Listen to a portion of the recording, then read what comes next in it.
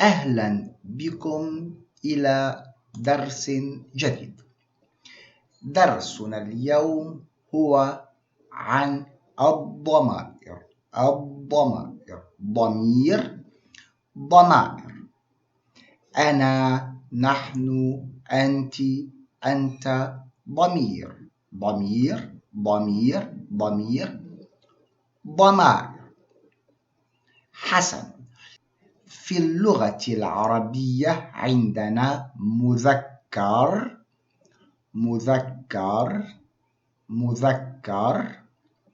ومؤنث.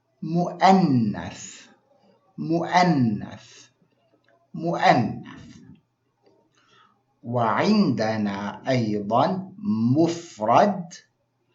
مفرد مذكر، مفرد مؤنث. وعندنا جمع يعني ثلاثة وأكثر. جمع مؤنث وجمع مذكر.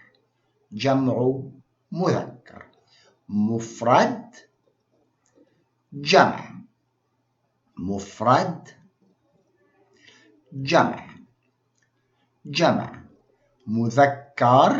مذكر، مؤنث. حسن. أنا أستاذة. أنا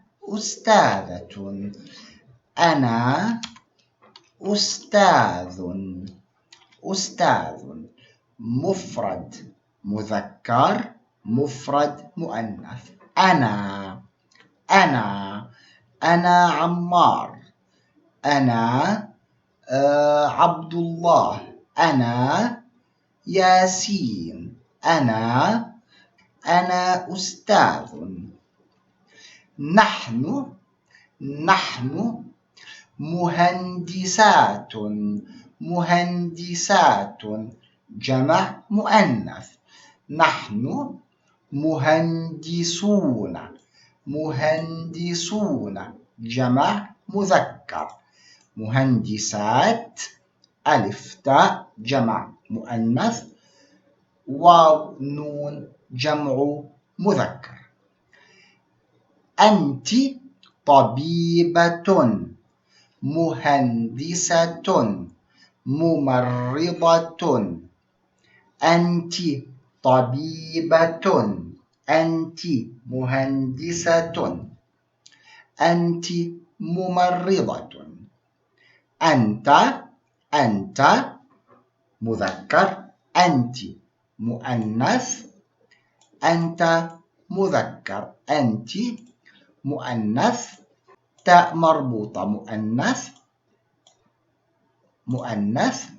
أنت طبيب، أنت مهندس، أنت ممرض، أنت طالب.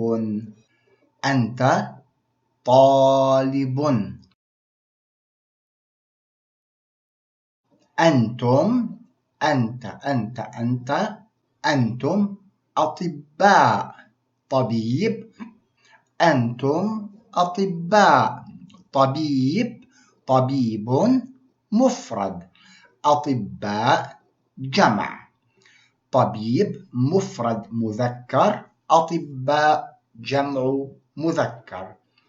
أنت مهندس، أنتم مهندسون. أنت ممرض، أنتم ممرضون. أنت طالب، أنتم طلاب. هي طالبة، هي معلمة، أستاذة. هي ربة بيت، هي ربة بيت. أمي ربة بيت. هو طالب، هو معلم، هو تاجر. هي سمية. هي عائشة.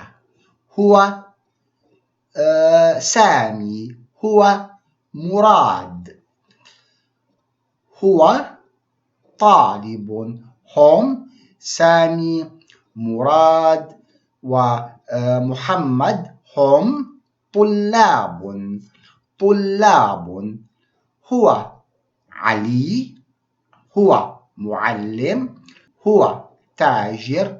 هم معلمون. هم تجار. تجار.